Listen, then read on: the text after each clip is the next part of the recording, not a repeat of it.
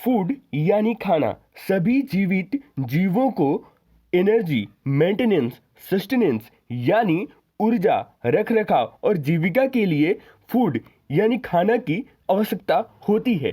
Human body composed होती हैं various organ और ऑर्गन सिस्टम से जो कैरी आउट करती हैं डिफरेंट फंक्शन। एक लिविंग ऑर्गेनिज्म को वर्क करने के लिए और अपनी बॉडी को ग्रो करने के लिए फूड की जरूरत पड़ती है जो एक्ट करती है एज ए फ्यूल यानी ईंधन की तरह। अब्सेंस ऑफ फूड और न्यूट्रिएंट्स के अब्सेंस में जो हमारी ग्रोथ होती है वो रिटार्डेड हो जाती है यानी मंद पड़ जाती है और जो भी सेट्स होते हैं डिजीज के वो पैदा होने शुरू हो जाते हैं। सोर्सेस ऑफ फूड, फूड की दो मेन सोर्सेस हैं, वो क्या क्या हैं? प्लांट और एनिमल्स हैं। तो आइए देखते हैं कि हम लोग को प्लांट से कौन कौन से खाना मिलते हैं। सबसे पहली आती है सीरियल्स यानी कि अनाज, इनमें क्या क्या होती हैं? Wheat, rice, barley. दूसरे आते हैं पल्सेस यानी दालें, इसमें क्या क्या है? अरहर, ग्राम यानी चना, मूंग, ठीक है। तीसरी आती है फ्रूट्स यानी फल, जिसमें है मैंगो, एप्पल, ऑरेंज। वेजिटेबल्स यानी कि सब्जियां, पोटैटो, कैबेज यानी गोभी, पी यानी मटर, ये सारी होती हैं। हमारी पांचवी आती है स्पाइसेस यानी मसाले, जिनमें क्लोव्स, पीपर, सिनामन यानी लौंग, काली मिर्च और दालचीनी होती हैं। बीवरेजेस यानी कि पेय पदार्थ जैसे कि T, coffee, cocoa etcetera. Oils में क्या क्या आती हैं? मस्टर्ड, ग्राउंडनट और ओलिव। आइए देखते हैं एनिमल से कौन कौन से फूड मिलते हैं। तो वो मिलते हैं जैसे कि मिल्क और उनके वेरियस मिल्क प्रोडक्ट जैसे कि घी, चीज़ यानी पनीर, बटर यानी कि मक्खन एक्सेट्रा एक्सेट्रा, ये तो मिलती हैं।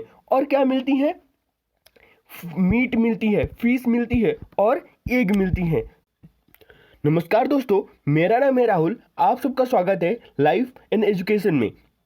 ये चैप्टर है फूड पे, कंपोनेंट्स ऑफ फूड यानी फूड के घटक। वेरियस कंपोनेंट्स जो होते हैं फूड के वो होल्ड करते हैं न्यूट्रिशनल वैल्यू को, जिनको न्यूट्रिएंट्स कहा जाता है। जो भी न्यूट्रिएंट्स लार्ज क्वांटिटीज में चाहिए होती हैं उनको मैक्रोन्यूट्रिएंट्स कहा जाता है, जैसे कि कार्बोहाइड्रेट, प्रोटीन, फैट, ऑयल्स। और जो भी स्मॉल क्वांटिटीज में चाहिए होती हैं उनको माइक्रोन्यूट्रिएंट्स कहा जाता है, जैसे कि minerals. Different type of nutrients क्या क्या होती हैं? कार्बोहाइड्रेट जैसे कि शुगर, स्टार्च, फैट्स यानी बटर, घी, ऑयल्स। मिनरल जैसे कि आयरन, कैल्शियम, पोटासियम। प्रोटीन्स जैसे कि eggs, milk, dal, that is the pulses. Vitamin जैसे कि fruits, vegetables, meet.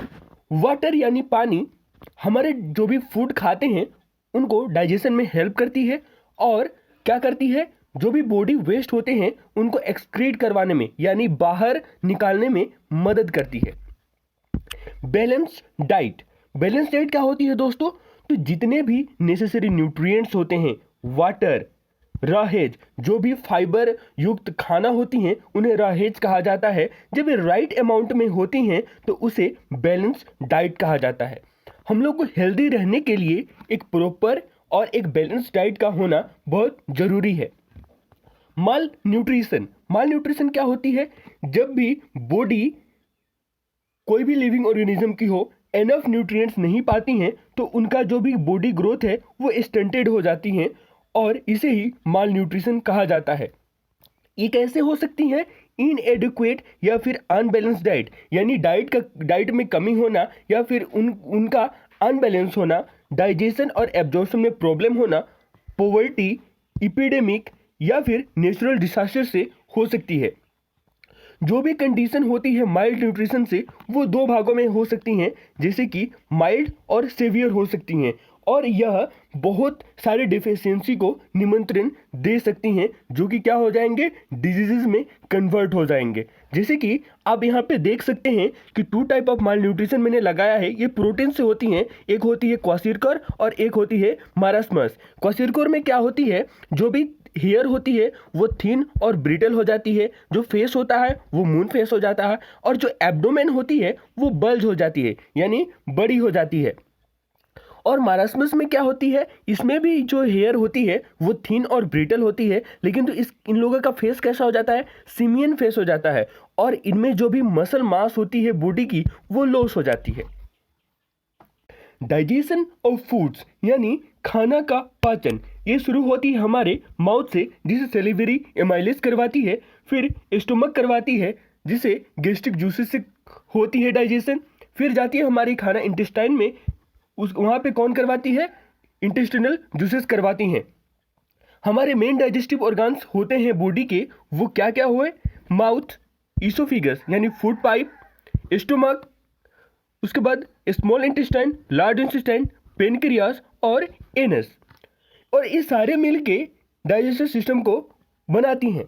Communicable diseases spread होती हैं माइक्रो ऑर्गेनिजम्स के कारण, जैसे कि बैक्टीरिया, फंगी, वायरसेस, और एक कैसे स्प्रेड होती हैं, जब हमारी कांटेक्ट होती है पीपल से, एनिमल्स में, सरफेसेस से, फ्लूइड एक्सचेंज से। और इनके एग्जाम्पल क्या क्या हो सकते हैं, malaria, mumps, HIV AIDS, influenza, chicken pox, ringworm और वूफिंग कफ।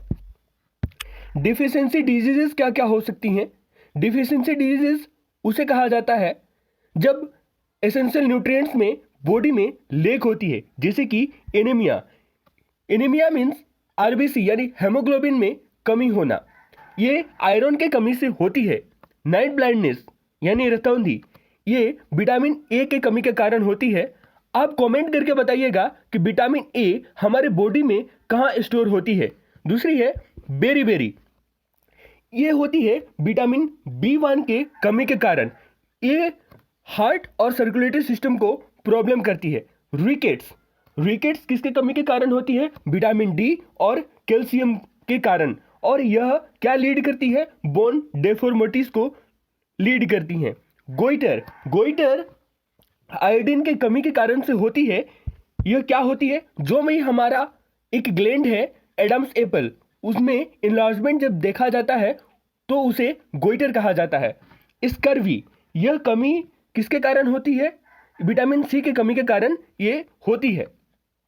अब देखें तो जो भी डिफिशियंसी डिजीज हैं ये नॉन कम्युनिकेबल डिजीज होती हैं, यानी ये एक पर्सन से दूसरे पर्सन में कम्युनिकेट नहीं कर सकती हैं।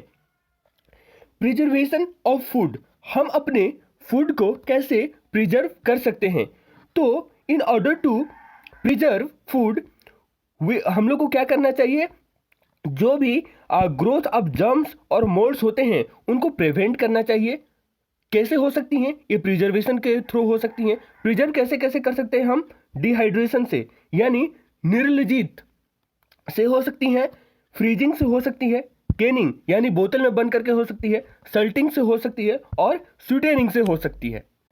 How to be hygienic and maintain cleanliness, तो हम लोग को क्या करना चाहिए, इसको करने के लिए हम लोग को जब भी खाना कंज्यूम करने जाते हैं उससे पहले हाथ को धोना चाहिए। जो भी वेजिटेबल और फ्रूट्स होते हैं उनको खाने से पहले धोना चाहिए, और जो भी खाने होते हैं जो भी जैसे कि एक्सपोज्ड हैं इन्वायरमेंट में, खुले हैं, तो उनको अवॉइड करना चाहिए। क्यों, क्योंकि उनमें मस्क्यूटोज की ब्रीडिंग हो सकती हैं। और खाना को ओवर कुक नहीं करना चाहिए। क्या नहीं करना चाहिए, ओवर कुक नहीं करना चाहिए, ओवर बॉयल नहीं करना चाहिए। क्यों, क्योंकि उनमें जो भी न्यूट्रिएंट्स होती हैं वो एक्सेसिवली यानी बहुत ज़्यादा लॉस हो जाती हैं। हम लोग को अवॉइड करना चाहिए स्टोर फूड यानी बासी खाना, रेफ्रिजरेटेड फूड, और जो भी फूड लॉन्ग पीरियड के लिए स्टोर्ड हैं हम लोग को कंज्यूम करना चाहिए डिहाइड्रेटेड और सल्टेड फूड को। आइए देखते हैं रिस्पॉन्सिबिलिटी ऑफ टीचर्स क्या होनी चाहिए। तो एक टीचर को एजुकेट करना चाहिए चिल्ड्रेन को इंपॉर्टेंस ऑफ इम्यूनाइजेशन यानी टीकाकरण का महत्व। दूसरा क्या करनी चाहिए, चिल्ड्रेन को अवेयर करना चाहिए जो भी गवर्नमेंट के ऑनगोइंग स्कीम्स हैं, और उनको इनकरेज करना चाहिए कि ये मैसेज वो अपने घर पे जाके बताएं। तीसरी क्या हो सकती है, जो भी हेल्थ रिकॉर्ड हैं और जो भी इम्यूनाइजेशन प्रोग्राम है उनको अरेंज करें और उनको हेल्थ रिकॉर्ड को मेंटेन करके रखें। स्टूडेंट लोग को असाइन करवाना चाहिए सर्वेस को जिनमें वो जाके sanitary condition of a particular region या फिर लोकेलिटी का चेक कर सकते हैं। और वो क्या चेक कर सकते हैं? हाइजेनिक कंडीशन, किनकी? वाटर की, फूड की। और उनको एक कंडक्ट करवाने में क्या क्या पॉइंट की सहायता लेनी चाहिए? वहाँ की स्टोरेज कैसी है, पोर्टेबिलिटी यानी जो भी पीने लायक जो चीज़ है वो कैसी है, कहीं ऑर्डर तो नहीं है, डिस्पोजल ऑफ वेस्ट कैसी हो रही है, हाइजीन कैसी है।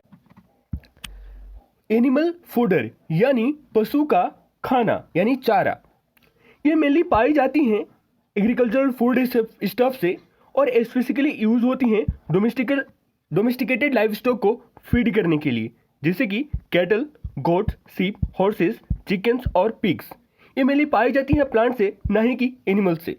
और जो भी फूड एनिमल को दिया जाता है पर्टिकुलरली उसे ही फूडर कहा जाता है, जिनमें प्लांट्स कट होते हैं, ना ही कि वो जो हम अपनों के लिए रखते हैं। इनमें क्या क्या इंक्लूड होती हैं?